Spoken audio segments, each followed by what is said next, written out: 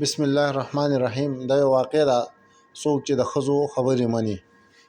و یو کس پس جرم کې ونسلی شو، په ده باندې جرم چې دا ثابت شو چې په دا جرم چې دا تا کړلی. په دغه جرم کې د عدالت ته پیش شو.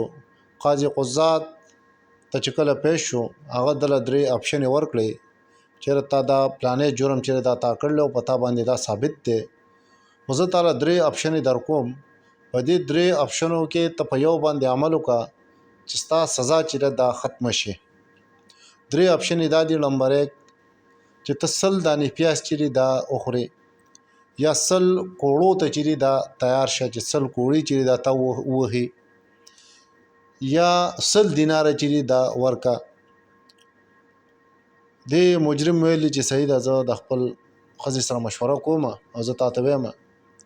ښځې ته ویلي چې په دې دا 3 اپشنې ماله قاضي قضات راکړلي، زه په کومه باندې عمل وکړم. ښځې ته ویلي پیاز وخوره که نه، بس نن سات تکلیف ته وروسته برابر یا د 20 نه به هم بچ شه، 100 دینارو نه به هم بچ شه، بس پیاز ومنې بسم الله کوه.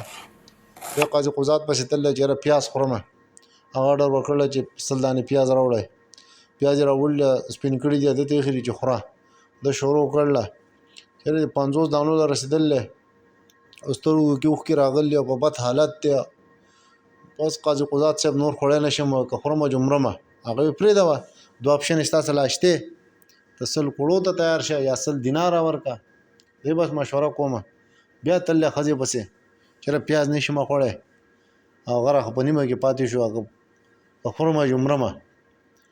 اوس څه چل وکړمه؟ هغه وایي 100 کوړو ته تیار شه، داسې مسله خو نشته، نن به دې ووایه سبا به دې وجود برابر یا پرېږده چې دا 100 کوړې وخورې. هغه وایي صحیح ده. تللی قاضي قضات ته چې یاره صحیح ده، زه دا 100 کوړې مې ووایي. قاضي قضات اډر ورکړلی چې دا 100 کوړو ووایي. دی چې کله بوتل په کوړی پرې راایښي دي چې 80 او 1 ته رسېدلي دي، چغې کړلې چې یاره د خدای لپاره بس نور مې که ووایي جمرمه، بس ما پرېږدوئ. قاضي قضات اډر ورکړلی چې داسې یو اپشن شته دی، پرېږدوئ. دی پرېښی دی. ښځې ورته ویلي چې یاره ته کوړې نه شي برداشت کولی، چې اوس 100 دیناره ورکړه. ده راغسې دی 100 دیناره چې دا دې قاضي قضات ته ورکړلي.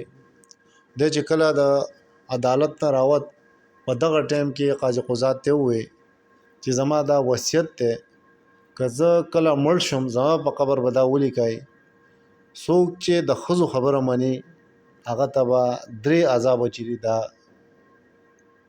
رسیږي، او هغه ته به دا 3 عذابه چې دا به ورته میلاویږي.